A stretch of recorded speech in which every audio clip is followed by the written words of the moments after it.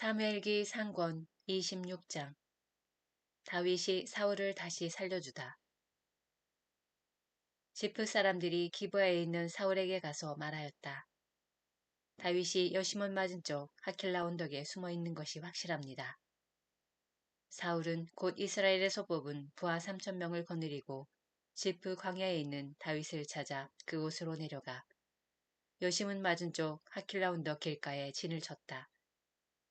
다윗은 광야에서 지내고 있다가 사울이 자기들을 쫓아 광야로 온 것을 알게 되었다. 다윗은 정찰대를 보내어 사울이 분명히 와 있다는 사실을 알아낸 다음 일어나 사울이 진을 친 곳으로 갔다. 그는 사울과 네리의 아들인 군대의 장수 아브네르가 자고 있는 것을 보아두었다.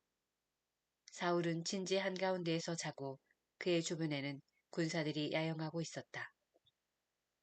다윗은 햇사람 아히멜렉과 요압의 동기며 츠루야의 아들인 아비사이에게 누가 나와 함께 사울의 진영으로 내려가겠느냐 하고 물었다. 제가 장군님을 따라 내려가겠습니다 하고 아비사이가 대답하였다. 다윗은 아비사이를 데리고 밤을 타서 군대가 있는 곳으로 다가갔다. 그때 사울은 진지 안에서 머리맡 땅바닥에 창을 꽂아놓고 잠들어 있었다. 아브네르와 그의 군사들도 사울을 둘러싸고 잠들어 있었다.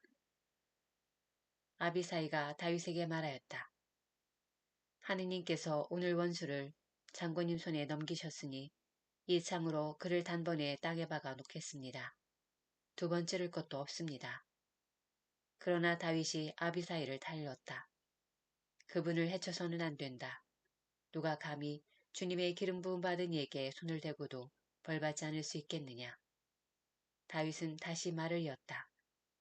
살아계신 주님을 두고 맹세하는데 주님께서 그분을 치실 것이다. 그래서 그분은 자기 때가 되어서 돌아가시거나 사운터에 내려가 사라지실 것이다. 주님께서는 내가 주님의 기름 부음 받은 이에게 손을 대지 못하게 하셨다. 그러니 그의 머리밭에 있는 창과 물병만 가지고 나가자. 다윗은 사울의 머리맡에서 창과 물병을 가지고 나왔다.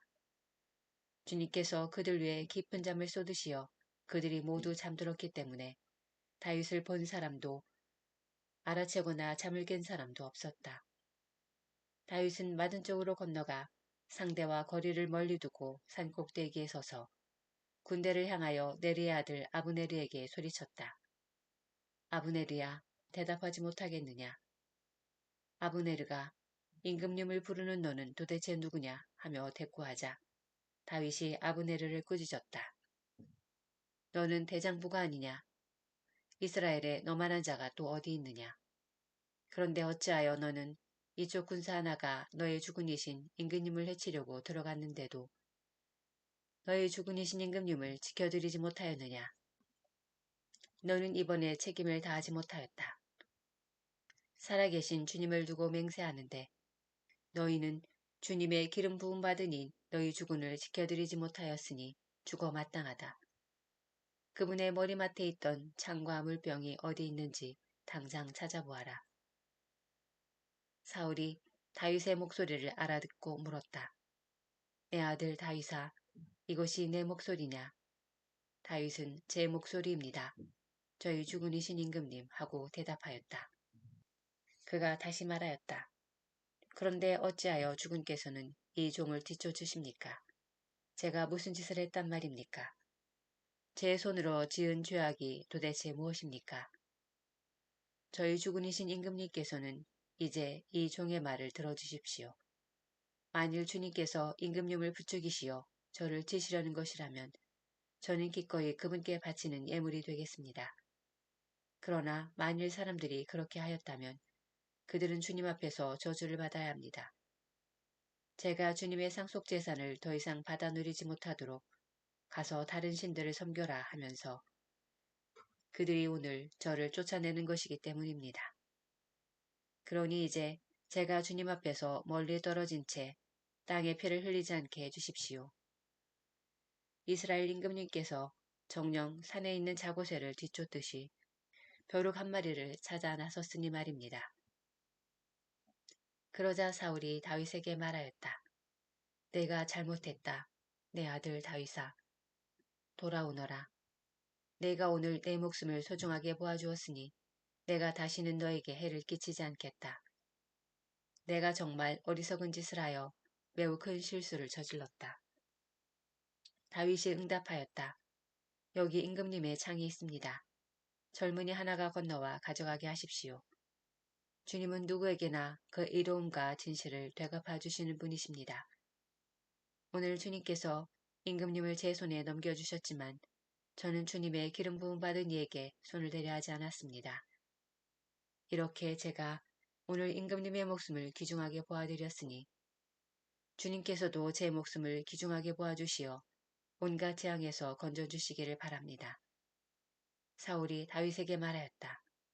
내 아들 다윗아, 복을 받아라. 너는 하고자 하는 일을 반드시 해낼 수 있을 것이다. 다윗은 자기 갈 길을 가고 사울도 제자리로 돌아갔다.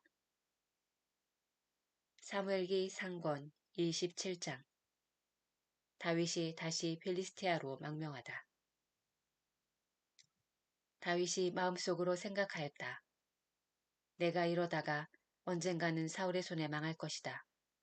그러니 필리스티인들의 땅으로 가 목숨을 건지는 것보다 더 좋은 방법이 없다.